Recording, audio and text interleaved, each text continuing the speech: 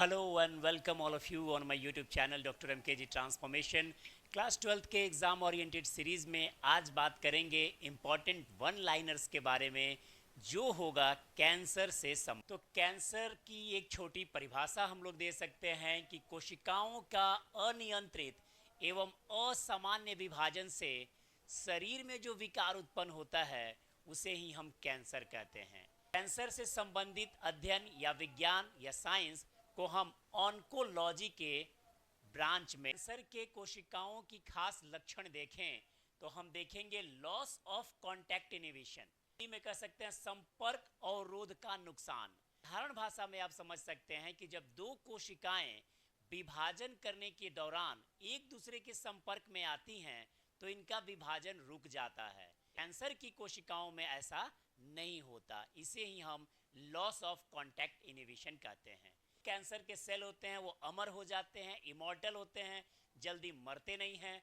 और ये invasiveness show करते हैं, ये आक्रामक हो जाते हैं और अपने पड़ोसी ऊतकों को भी नष्ट करते हैं। मेटास्टेसिस कहने का मतलब है कि ये एक स्थान से दूसरे स्थान तक फैलते भी हैं। सब कैंसर तो बहुत तरीके का होगा लेकिन तीन पे आप विशेष फोकस करेंगे। सबसे पहला है कार्सिनोमा, जो इपिथेलियल टिश्यू का यानी उपकला ऊतकों का कैंसर होता है। सबसे ज़्यादा विकसित होने वाला कैंसर यही कार्सिनोमा है। Oral cancer, lung cancer, breast cancer सब कार्सिनोमस होते हैं। सार्कोमा कैंसर बोलते हैं वैसे कैंसर को जो हड्डी और मांसपेशियों से जुड़ा हुआ हो। और रक्त से संबंधित कैंसर को हम ल्यूकेमिया कहते हैं। ये बात भी आप अपने आंसर में दिमाग में रखेंगे।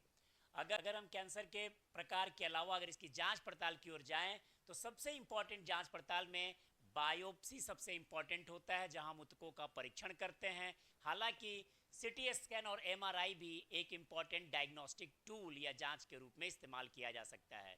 सीटी स्कैन और फुल फॉर्म का पूछा जाता है तो ये आप दिमाग में रखेंगे।